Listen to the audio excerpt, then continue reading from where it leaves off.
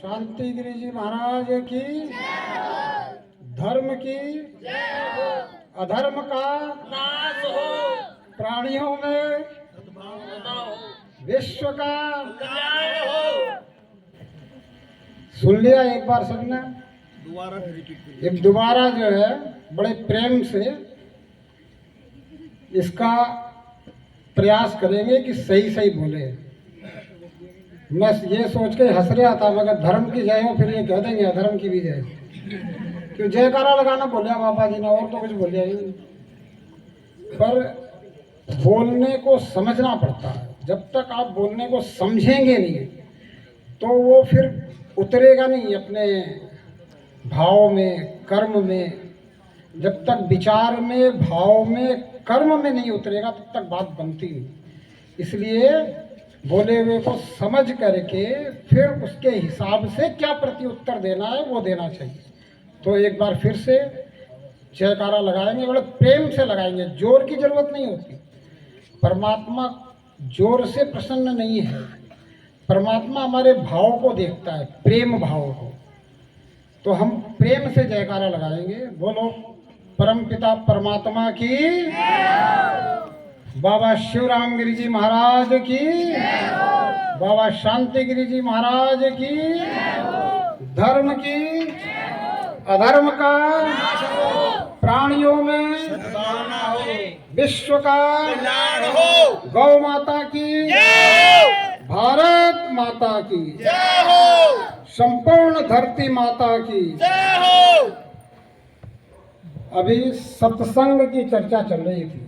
कह रहे सत्संग में आना चाहिए।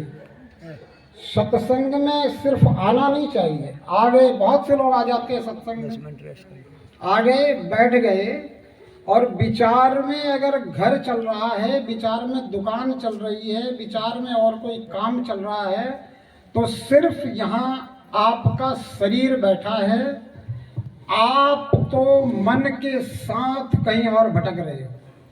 जहाँ मन ले जा रहा है वहाँ आप भटके हुए हो। तो सत्संग में वो आना नहीं हुआ। तो सत्संग में आए हैं तो हमें सब कुछ छोड़ के आना है। तो संत कहते हैं कि संत मिलन को जाइए तज माया अभिमान। क्या क्या छोड़ के आना है? तो बोला माया और अभिमान छोड़ के आया। तज माया अभिमान, माया को छोड़ दो। माया क्या है? ये सारी दुनिया, ये सारा संसार माया है। अब संत मिलन को आए हैं, सत्संग को आए हैं, तो यहाँ आकर के सिर्फ प्रभु से प्रेम होना चाहिए, परमात्मा से प्रेम होना चाहिए। मन बुद्धि चित्त परमात्मा के प्रति एकाग्रत हो जानी चाहिए। संसार हमें अच्छा लगता है। क्यों अच्छा लगता है? क्योंकि हम एक बात समझ नहीं पाए कि मैं शरीर नहीं हूँ। जिस दिन अगर ये बात हमारे समझ में आ गई कि मैं शरीर नहीं हूँ, मैं इस शरीर में रहने वाला हूँ, मैं चैतन्य हूँ, मेरी चेतना के कारण ये शरीर चेतन है, जब तक मैं इस शरीर में हूँ तब तक संतों ने कहा तू शिव है। जैसे ही इस शरीर से मुझ चैतन्य का निकलना हुआ, इन्हीं संतों ने कहा तू शव है, इन्हीं लोगों ने कहा तू शव है।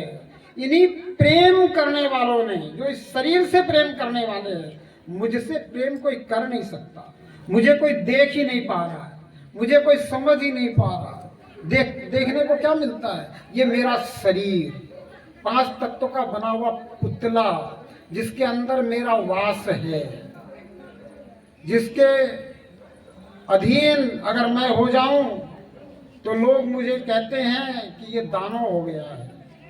और अगर मुझे पता चल जाए कि मैं इस शरीर में रहने वाला हूँ और मैं इस शरीर का सदुपयोग करने लग जाऊं, मेरे से अच्छे कार्य होने लग जाए, तो लोग कहते हैं महात्मा है।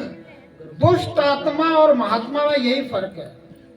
दुष्ट आत्मा ये समझ नहीं पाती है कि मैं शरीर नहीं हूँ, इसलिए वो शरीर के लिए बहुत कुछ पाने का प्रयत्न करने लग जाती है, और इस बहुत कुछ पाने के प्रयत्न में दूसरे को दुखी करके भी कुछ पाना चाहती है। तो जो दुखी होता है वो कहता है तू दुष्ट आत्मा है।